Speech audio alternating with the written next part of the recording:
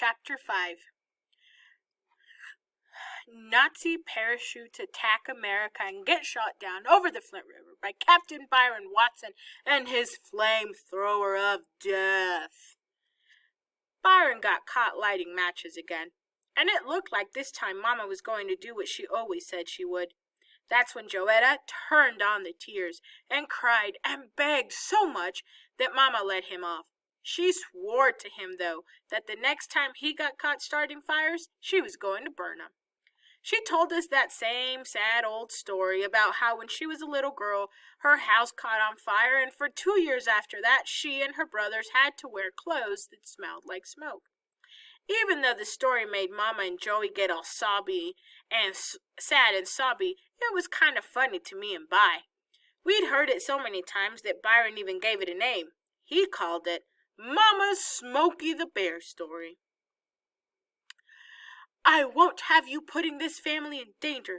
Just once more, Byron Watson. One more time and you're burned. Then, to show Byron how serious she was, Mama raised her right hand and said, I swear that with God as my witness. Vi got put on punishment for a month, but even before a week was gone, he started up again. I was in the bedroom looking at comics books when I heard Byron go into the bathroom and lock the door. I knew something was up, since he only locked the door when he had something to hide. I sneaked to the bathroom door and peeked through the keyhole. Vi was pretending he was making a movie called Nazi Parachutes Attack America and Get Shot Down over the Flint River by Captain Byron Watson and his flamethrower of death.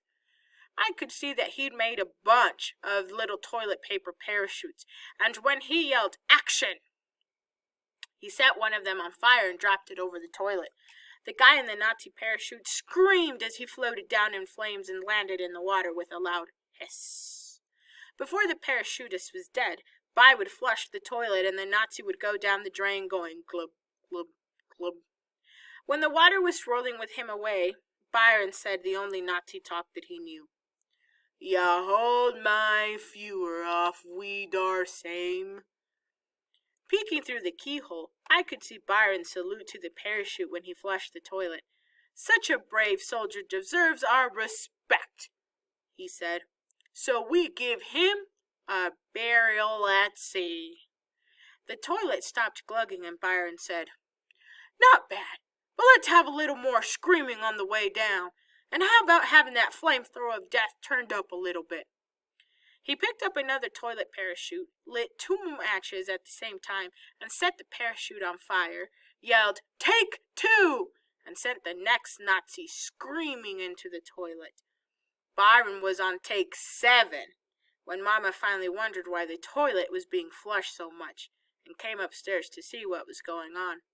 The whole upstairs smelled like a giant match, and she knew something was fishy even before she got to the top step. She moved so quick and quiet that I still had my eyeball in the keyhole when she stepped into the hallway. I looked up, and there she was. Mama, I knew I was going to get it for not turning Byron in, but before I could say anything else, Mama pushed me out of the way and hit the bathroom door with her shoulder like Elliot Ness, the cop on that Untouchables TV show. The door jumped out of her way and banged into the bathtub. Byron turned around and screamed. Nazi number 7 hit the water with a hiss. Byron threw his hands up in the air and said, Mama, Mama snatched Byron's neck, and stopping just to pick up the matches that Byron had dropped, she dragged him all the way down the stairs. I could see that Mama had forgotten all about me, so I followed right behind. As they went down, Vi's feet touched the steps only 1 or 2 times. He looked like one of those ballerinas that dance just on the tips of their toes. Mama had her hand around his throat like it was a baseball bat and was holding him up in the air. I never knew Mama was so strong. They danced into the living room, and Joey started looking nervous. She ran over and huddled up next to me. Mama's eyes got slitty, with the eyeballs shooting around from side to side. It was almost too scary to watch, but I kept looking, since I knew there was going to be some real big action this time. Joey grabbed a hold of my arm and said, "What's going on? What'd he do?" She was starting to get jumpy because she'd never seen Mama so mad either. I felt kind of sorry for Byron because Mama hadn't let go of his neck, and even though he was a lot older, we could tell he was just as scared as me and Joetta. He kept pretending he was daddy cool, though, and the only way you could tell he was scared to death was by looking at his eyes. Mama kept her hand on Bai's neck and pushed him down on the couch and stood right in front of him. She opened the hand that hadn't been choking him and looked at the matches she picked up off the bathroom floor. While one hand had been strangling Byron, the other hand had been strangling the matches. The matches were soaking wet because whenever Mama got scared or nervous or mad, her hands got real sweaty and disgusting. Mama's voice got strange, hissing like a snake. "Joetta, go out to the kitchen and bring me a book of matches." But Mommy," Joey said, starting to get all sobby. "Joetta, do what I told you." "Mommy, I can't." The tears really started coming and Joey was squeezing my arm. "Joetta, go get those matches." "Please, Mommy, he won't do it again. Will you, Byron? Promise her. Promise, Mommy, you won't do it again." "Kenneth," she turned to me then, "go get some matches." This is what I was afraid of. If I didn't go get the matches, I was going to be in a worse trouble than I already was with Mama. And if I did go get the matches, I knew Byron would kill me as soon as he got back from the hospital. "Mama, move, young man." "Mama, wait a minute. I can't move. Joey's got me by the arm, and if I move..." Mama pointed her finger at Byron and said, "Don't you move a muscle." We all knew. We all could tell Mama was super mad, because she started talking in that real southern accent. Byron nodded his head, and Mama let go of his throat and stormed into the kitchen. Old Mr. Cool still had great big bug eyes, and as soon as Mama's hand left his neck, his own hands came up and started choking him themselves. "Ooh, Byron, you better get out of here. Go down to Buphead's until Dad gets home. He's probably going to whip you, but Mama's really going to burn you," I told him. "Please, Byron, run, get out of here." Joey let go of my arm and ran over to Byron and tried to pull his fingers from his throat. "Can't you tell? She's not playing." Joey kept pulling at his hand, but it looked like Byron was hypnotized, and he wouldn't move. We all nearly jumped through the roof when the snake woman voice came back into the room and said, "Joetta, move away from him." Mama was carrying a piece of paper towel, a jar of Vaseline, and a Band-Aid in one hand, and fresh dry books, and a fresh dry book of matches in the other. She wasn't even going to take him to the hospital. She was going to set him on fire, then patch him up right at home. Joetta saw the Vaseline and went crazy. "Oh no, Mommy, let Daddy whip him, please, please." Joey began pulling her braids and stamping her feet up and down. "Please don't set him on fire." Her face was all wet and twisted up, and she looked like a real nut. It was hard to do, but I kind of felt sorry for Byron, though. Not too sorry, because I knew he deserved what happened. First, because he had a chance to escape and didn't take it. And second, because he was being a bad influence on me.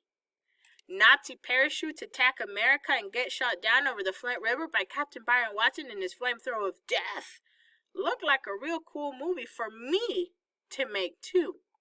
If Mama just gave Byron some stupid punishment, then maybe it would be worth it for me to flush some Nazis down the drain myself. But if you got set on fire for doing it, the movie wasn't worth making. So, while I felt sorry for Byron because of what was going to happen to him, I did want to see if Mama would keep her word. And I always wondered what part of him she'd burn. His face? His hair? Maybe she'd just scare him by setting his clothes on fire while he was in them. But if she was going to set his clothes on fire, why did she need Vaseline? I knew Mama was going for skin. "Joetta, move away." Mama's voice still sounded strange. Joey spread her arms out to the side like a traffic cop. stood between Mama and Byron. No, Mommy, wait! Mommy gently set Joey to the side, but Joetta kept hopping back with her arms spread to protect Daddy Cool. They wrestled like this a couple of times before Mama finally set all of the burning equipment down and sat on the coffee table and pulled Joey into her lap.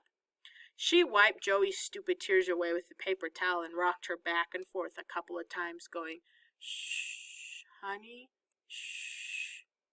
When Joey finally stopped crying and blew her nose, Mama said, "Sweetheart, I'm so proud of you. I know you're trying to protect your brother, and that's a good thing. I know you don't want to see him get hurt, right?"